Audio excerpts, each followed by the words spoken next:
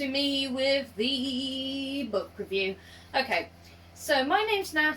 If you don't already know it by now, then obviously this is your first time with me, and I'm sorry I do waffle. So, next book of the week is J.C. Michael, and it is Ilfrith Annoying, and the publisher is Red Cape Publishing. Now, I'm at the moment in the middle of one of their audiobooks, which is part of their Elements collection. If you haven't already had a chance to look at it, give them a try, because I've just finished Earth and I will be doing a review on that one hopefully next week, along with a couple of other audiobooks, including one done by Lee Franklin when I've got through that one. Now, let's get to the book at hand. This bad boy is an anthology of dark fantasy and horror. There was a couple of stories in there that really grabbed me. Some left me asking a couple more questions. I wanted a bit more background, a bit more depth almost with some of them, but a lot of these stories really are fantastic. Daddy was an interesting take on basically the mind of a meth head.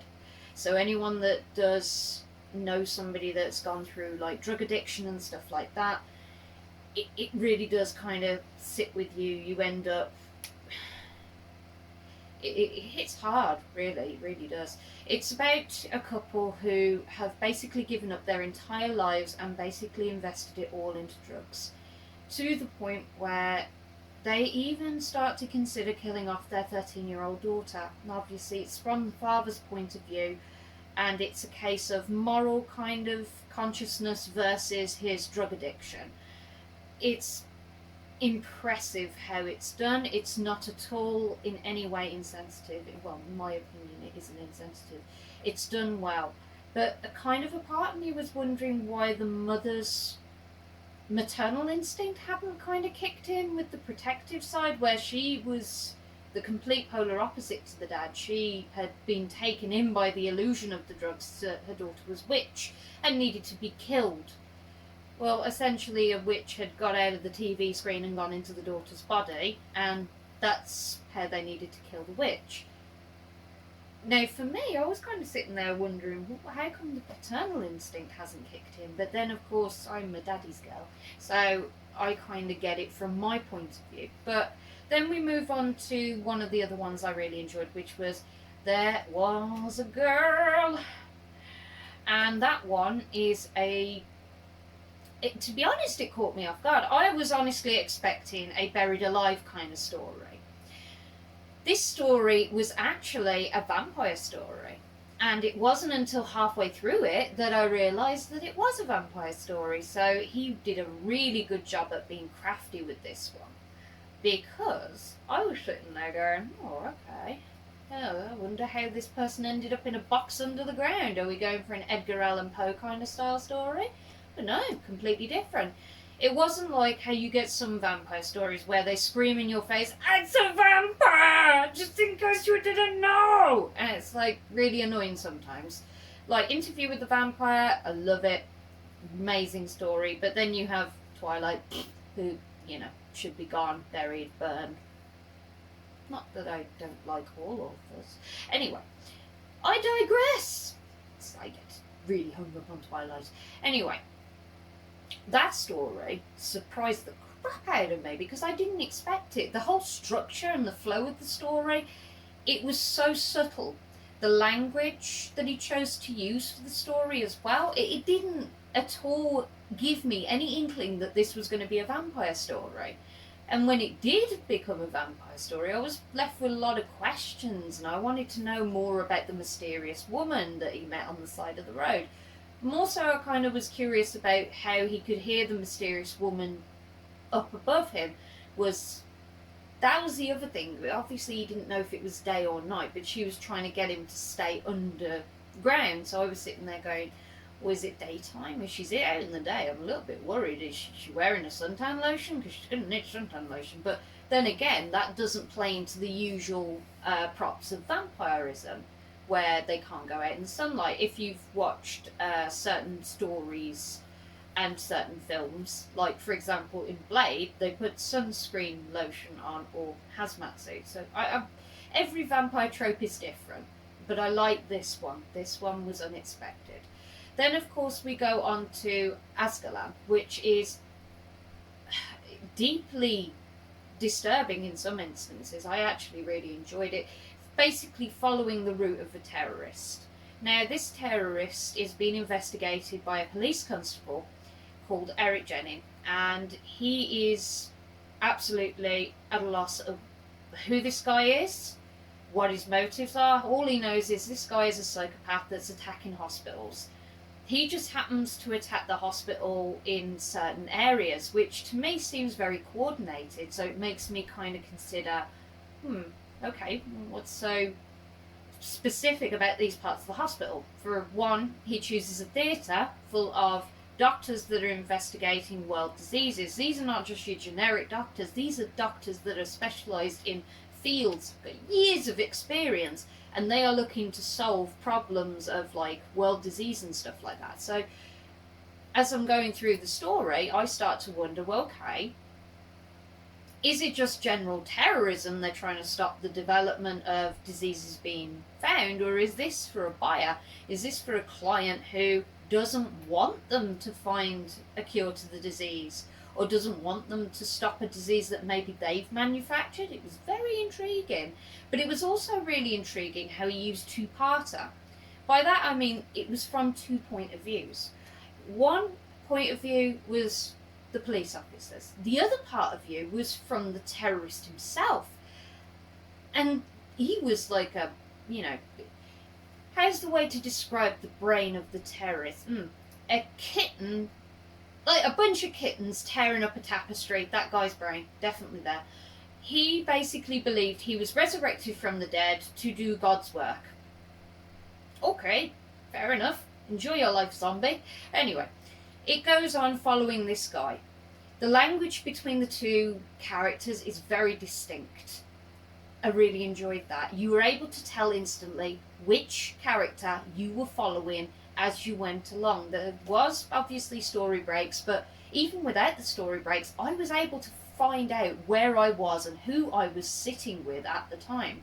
It was also interesting that he didn't just follow the terrorist, he followed the organisation that actually created this terrorist. And by creating, I mean they basically picked this guy up off the street and brainwashed the crap out of him and drugged him and made him believe he died and come back from the dead. When they do the autopsy on this guy, it's all revealed that that's not the case. He was indeed brainwashed. He was never even close to death. It might have been a drug-induced situation. Okay, now I really love that story. That really hit me like a... But the one that sat with me, that really did surprise me, was Ninam's arrogance. Now that one was a sneaky Jack the Ripper kind of story. Now, what I mean by that is it wasn't leading into a Jack the Ripper story. It wasn't your stereotypical one. It was sneaky. You're following two time travellers from the future who are police detectives. They're doing this job to hunt down a criminal.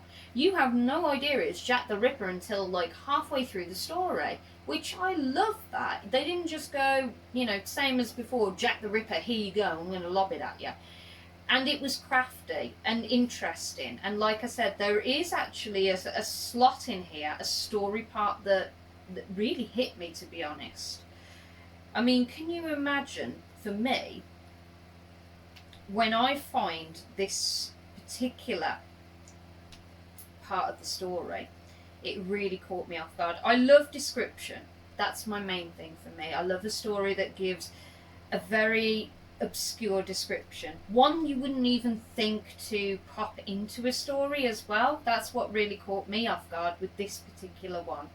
And it was basically this one, which described how when he went into the actual room where Jack was, he said this. Reaching the door, he took a quick breath. There'd be no 3 count this time, and booted it open. The scene before him was more abattoir than a boudoir. I love that. Instantly, I've got a vision, and it didn't even need loads of description to tell me the room is a complete carnage. It's instant. So, That one, and also the description of Jack the Ripper himself, very different to what I expected. The Jack the Ripper in this one was almost childish. It didn't really kind of hit me at first, but he was so childish. He was trying to one up the character Nineham even after he killed Yates. He was taunting him the entire time. Whereas, like in the Jack the Ripper in Teresa Derwin's story in the Chapel stories, like for example, the giant said to Jack, and those kind of stories, they're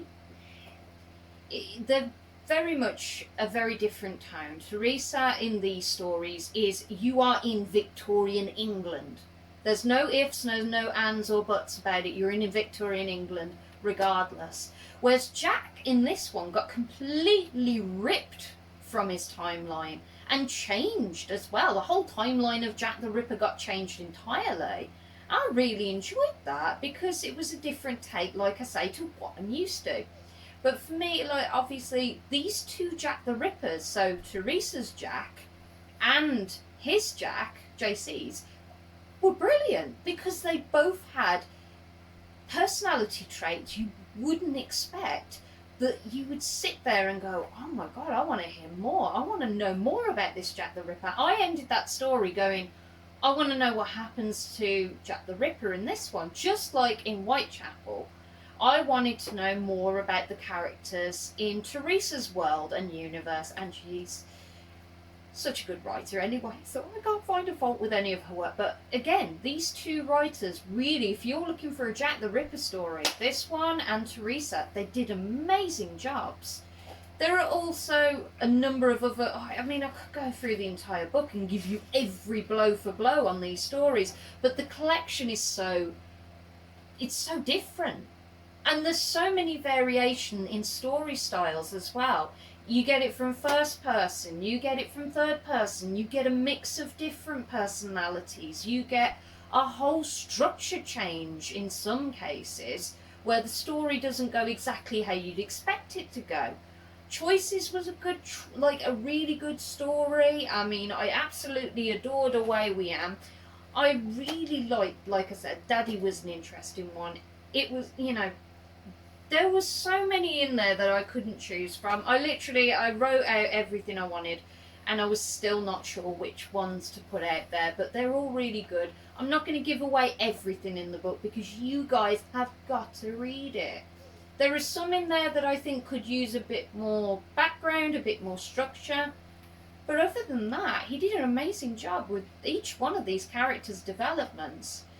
And there was only one in there, only one, that didn't really sit with me, and I think that's purely because I'm not a big wartime follower myself. I've never been into war stories, and they've just never grabbed me.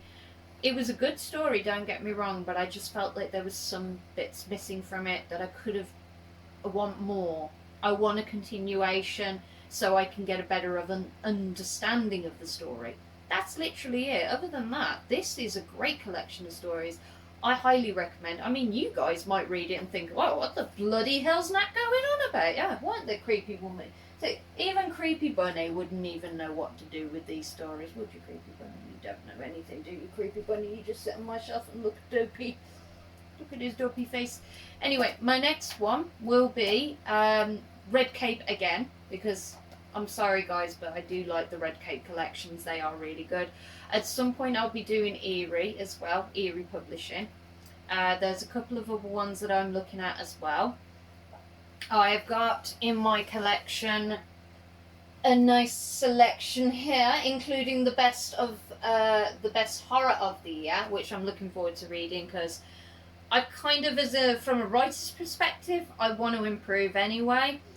Some of you might have seen I've just been accepted for Crow's Feet with another one of my 100-word drabbles, and I'm freaking excited to join another publishing company, so thank you guys for accepting my drabble. And that is it for me now. And I hope you have had a ball listening to me for God knows how long. But don't forget to pick up this amazing anthology, and I will see you guys later.